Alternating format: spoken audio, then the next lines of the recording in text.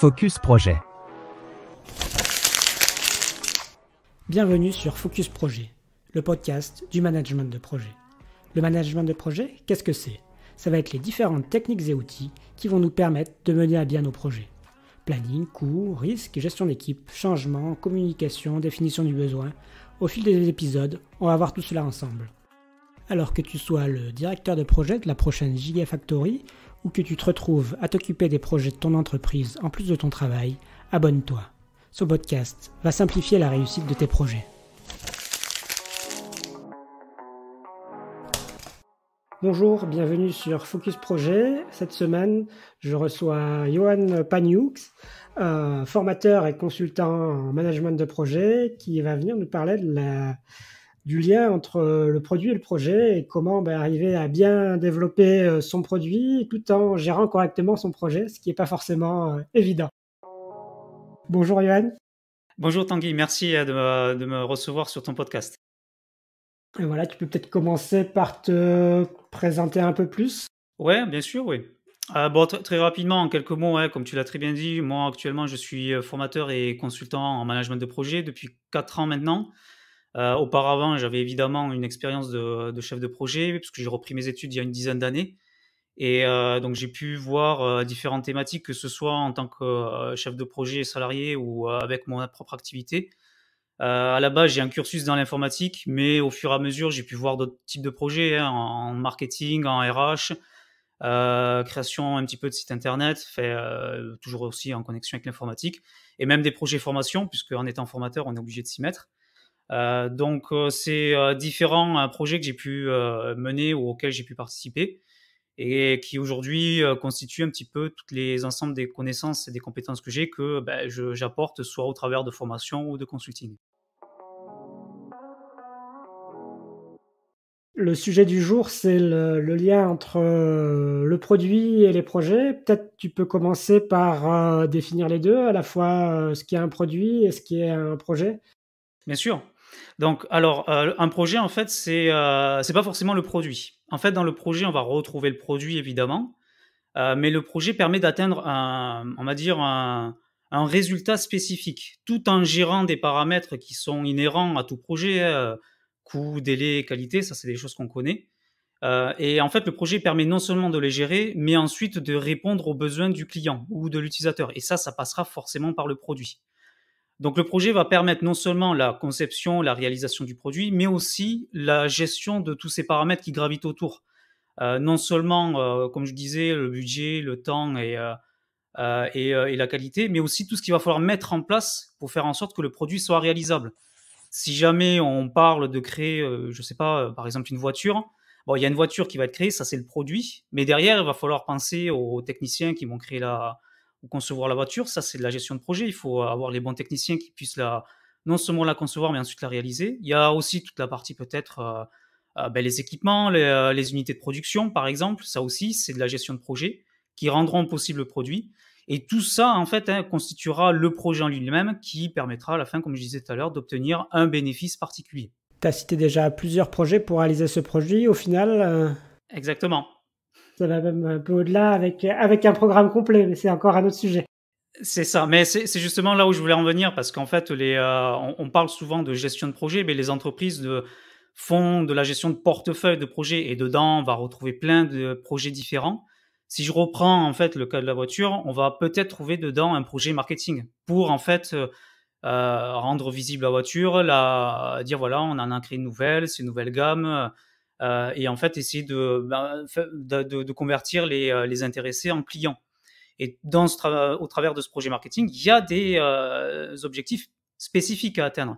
Atteindre tel niveau de client, pouvoir le diffuser sur tel niveau tel canal d'acquisition, par exemple. Tout ça, c'est spécifique au projet marketing. Et après, comme je disais tout à l'heure, il y a d'autres projets qui vont venir se greffer à ça, ce qui va constituer un programme dans un portefeuille de projets.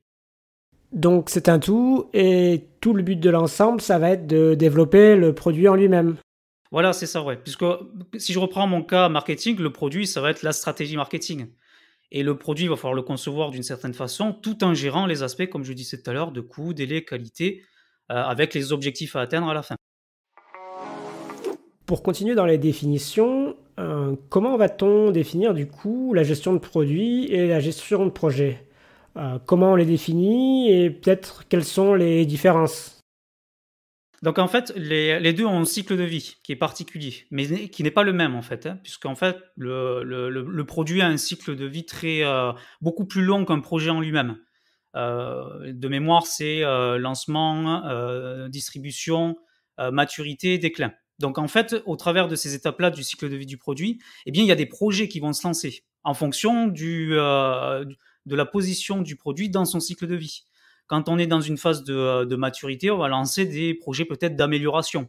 Quand on est en une phase de lancement, on va lancer un projet de conception.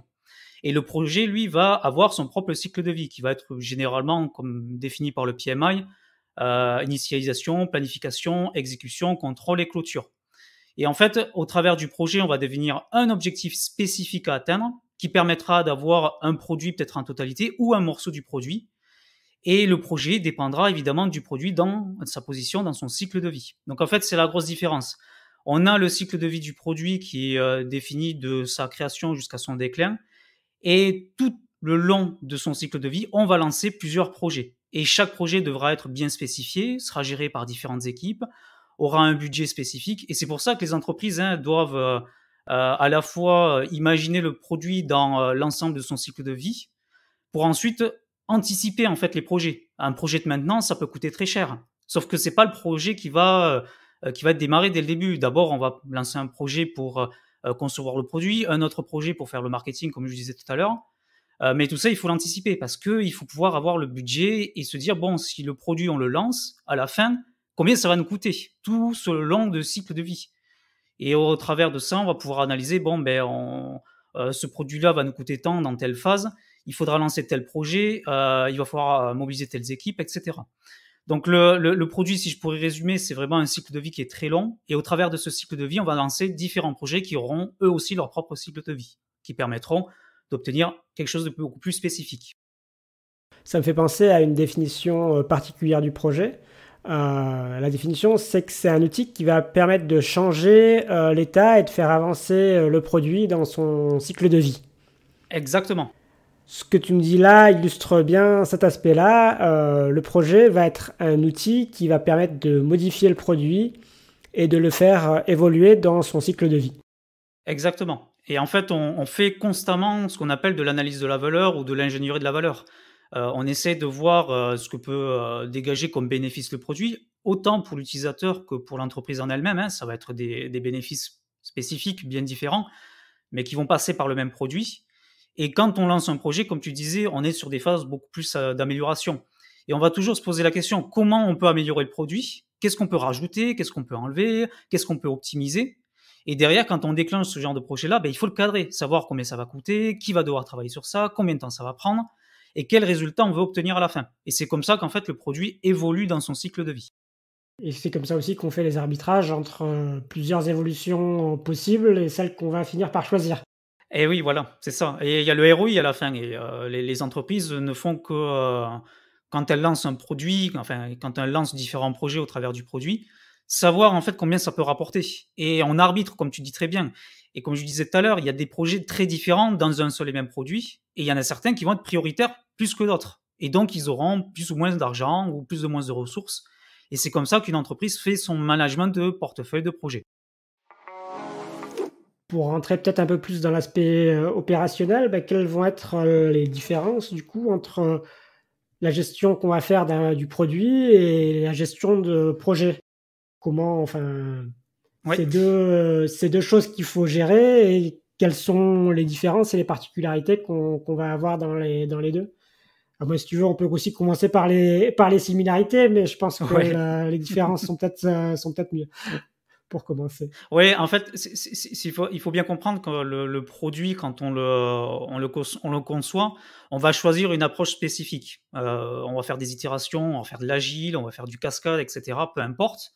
Tout ça, ça nous permettra à la fin d'obtenir le ou les produits qu'on va vouloir développer. Et autour de ça, en fait, va falloir faire de la gestion de projet.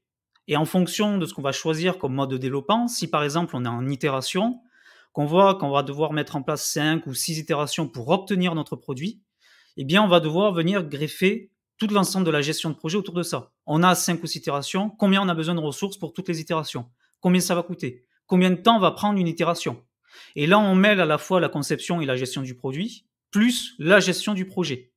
Donc après, il faut bien définir les deux, hein, c'est-à-dire que, comme je disais tout à l'heure, un projet va amener la conception d'un produit, qui va mettre en place une organisation spécifique. Comme je disais, on peut avoir 5 itérations par exemple.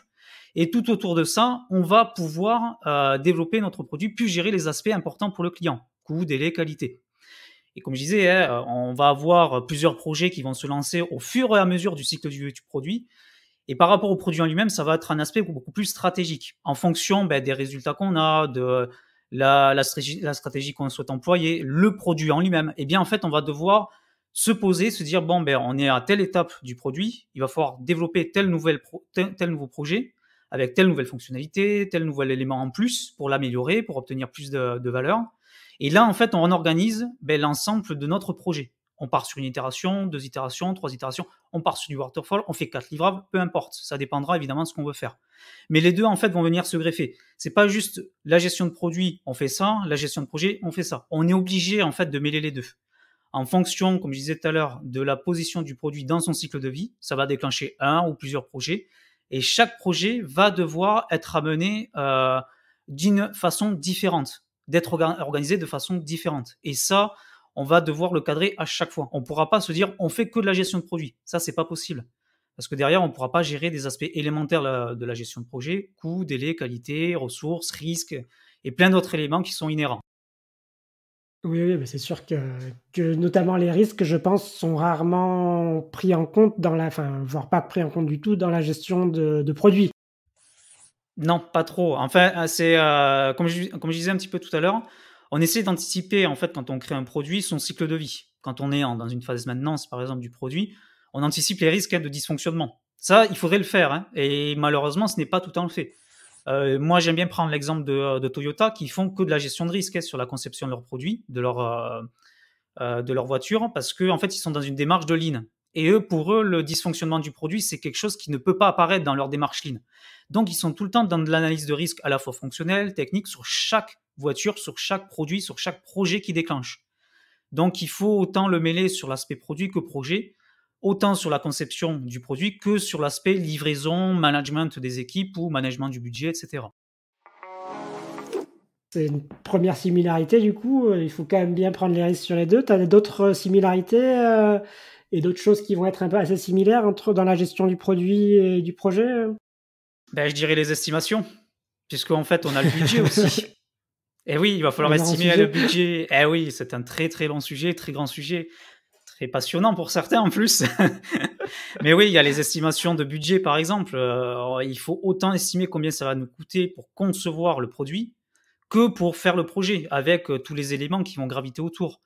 Je disais tout à l'heure, la voiture, il y a la voiture en elle-même, combien vont coûter les pièces pour créer la voiture, mais aussi combien ça va coûter pour employer les techniciens, pour mettre en place les unités de production ou des choses comme ça. Fabriquer l'usine. Et ça, il faut le calculer sur les deux. D'autres éléments, enfin, on a vu les risques, l'estimation, je sais pas, des similarités, peut-être plus dans les modes de fonctionnement et de gestion, je sais pas si tu en as à donner ou pas. Alors, comme ça, de tête, il y a peut-être des similarités qui vont se faire, hein.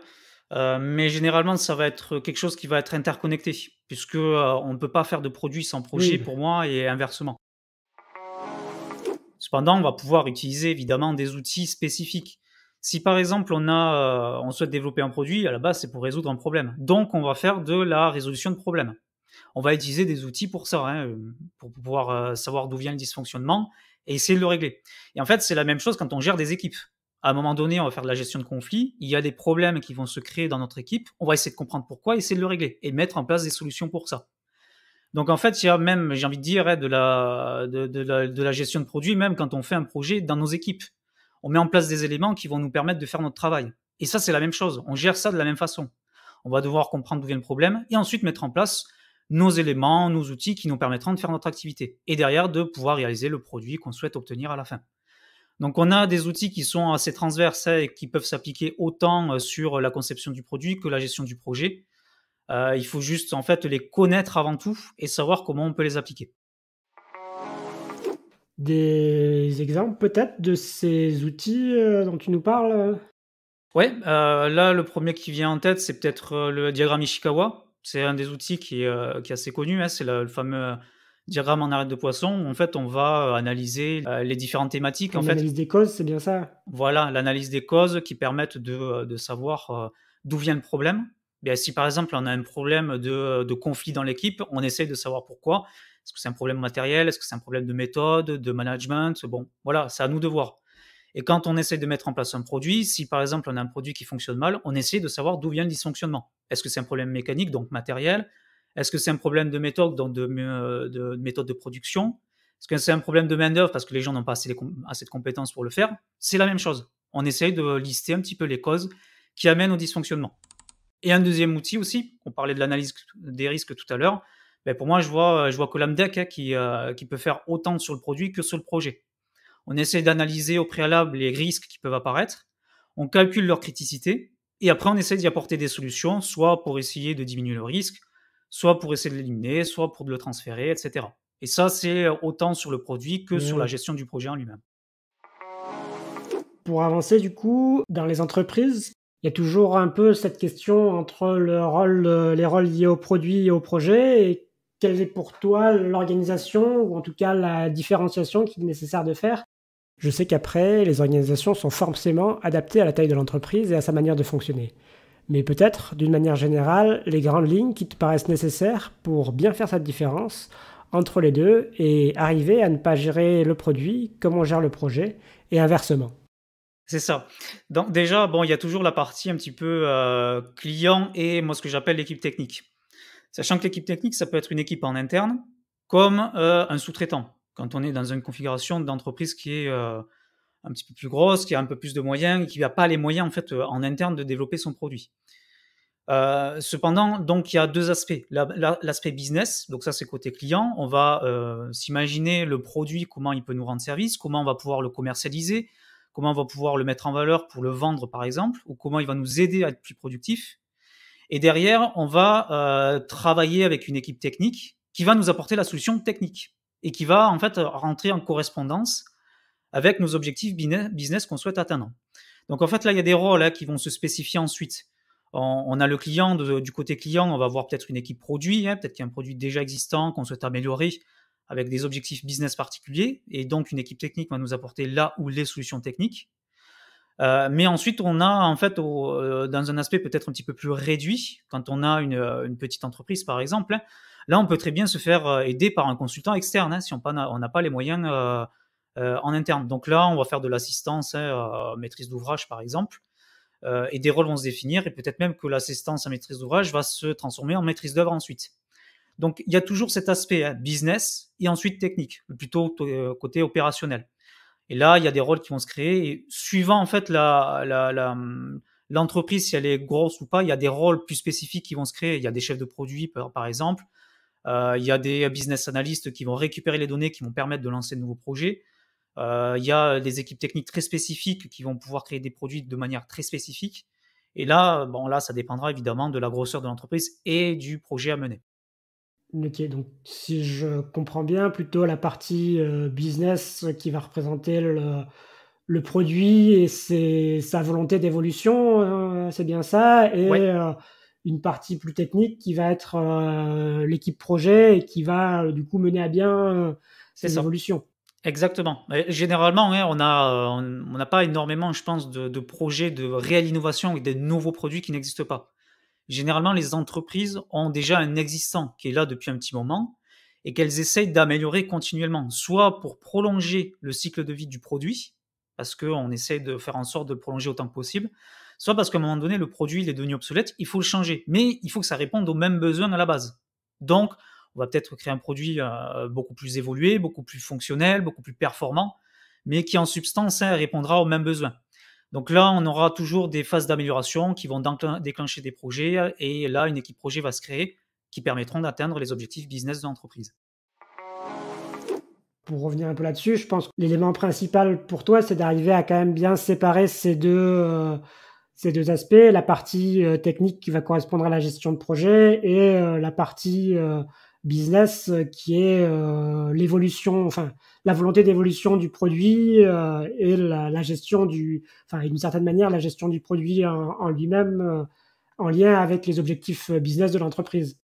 Oui, c'est ça. Sachant qu'il ne faut pas que les 2 soient séparés non plus, hein. Il faut qu'ils Oui, travaillent ensemble. Voilà, c'est exactement ça. Je pense que tu le sais il y a, très il y bien a- il y a aussi. forcément des liens et Voilà. c'est forcément lié, on est d'accord, mais Mais par exemple, le produit en lui-même, quand il va être conçu techniquement, c'est l'équipe technique qui le fait. C'est pas normalement le client qui va dire je veux ça techniquement.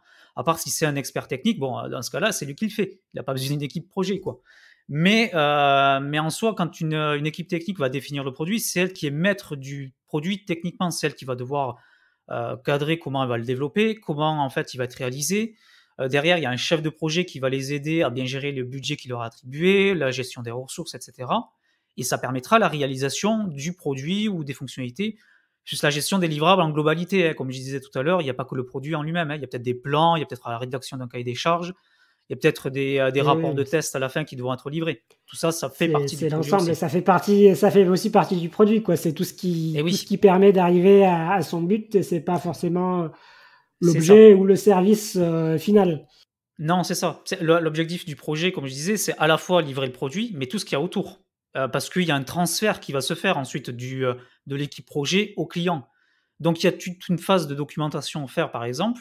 Et en fait, la documentation, lui, le client va la récupérer. Et si jamais il a un problème, il est obligé de consulter la documentation ou ça l'aidera peut-être à déclencher de nouveaux Oui. projets ensuite, parce que ça lui permettra de transférer ça à une autre équipe. Ils verront, ah ben ils ont fait ça avec telle technologie, ils ont produit ça, ils ont mis ça en place. Ben, nous, on va pouvoir récupérer ça et faire une amélioration du produit. Peut-être des conseils à donner sur la gestion de projet et la gestion de produit pour finir?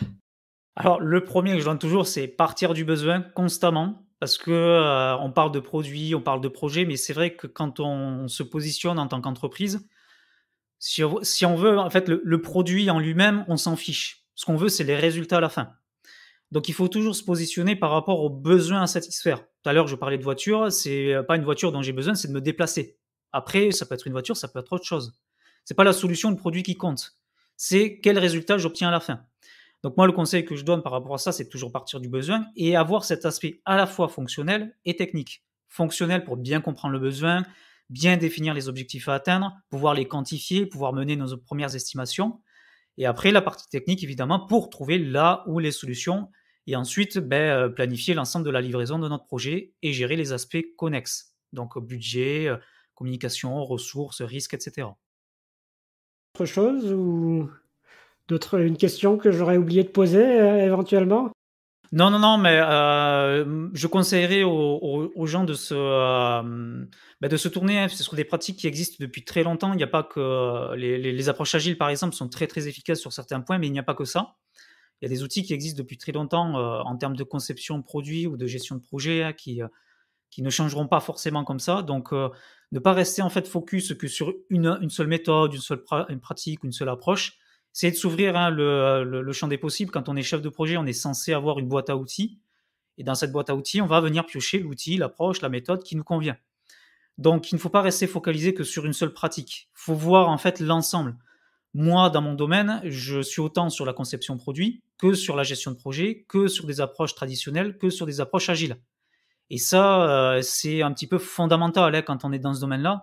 Parce que si à un moment donné, on est en face d'un client et qu'on on peut pas en fait l'aider parce qu'on n'a pas la solution, c'est justement parce qu'on n'a pas les solutions à notre disposition pour pouvoir l'aider. Donc ça, c'est fondamental pour chacun. Pas forcément assez d'outils Oui, ou de méthodes pour trouver l'élément adapté, quoi.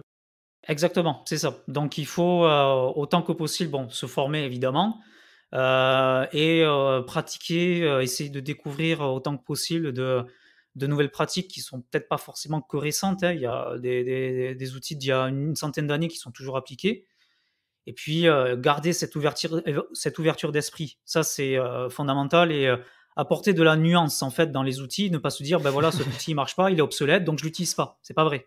Ça Il est dépend du peut-être juste pas contexte. adapté à la situation, quoi. Voilà, c'est ça. Ça dépend du contexte. Très bien.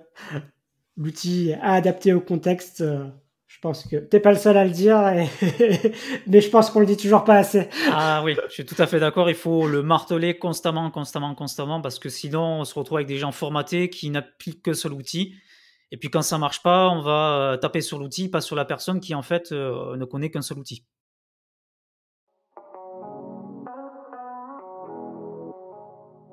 Bah, merci à toi pour cette intervention. Ce qu'on a oublié de dire aussi, c'est que tu as un podcast toi aussi, du coup, Project It, c'est ça? Oui, c'est ça. Donc j'ai un podcast format audio et vidéo. Donc j'ai une chaîne YouTube, hein, les gens peuvent aller le voir s'ils le veulent. Bon, je propose des prestations diverses et variées, mais si vous voulez juste du contenu gratuit, il y a mon podcast et ma chaîne YouTube. Puis s'ils veulent me suivre aussi sur LinkedIn, il n'y a aucun souci. Je poste pas mal de choses de temps en temps. Bah, merci à toi. Ben, merci à toi, Tanguy, de m'avoir invité, hein, bon, ben, j'espère qu'il y aura d'autres intervenants qui viendront peut-être pas forcément conforter, mais apporter de nouvelles choses que moi j'ai pu apporter aujourd'hui. Ouais, bah, l'idée est de continuer cette série de podcasts, donc ça devrait arriver prochainement. Bah, merci et à bientôt. Merci à toi. Au revoir. Merci Johan encore une fois pour cette discussion autour des projets, des produits et de leur interaction. J'espère que cet épisode vous aura permis de mieux comprendre l'articulation entre la stratégie d'entreprise, ses produits et ses projets. Vous souhaitez approfondir le sujet? Venez nous partager votre point de vue et vos questions sur LinkedIn. On en discutera ensemble. Cet épisode vous a plu? Abonnez-vous à Focus Projet sur votre plateforme préférée et parlez-en autour de vous. À la semaine prochaine.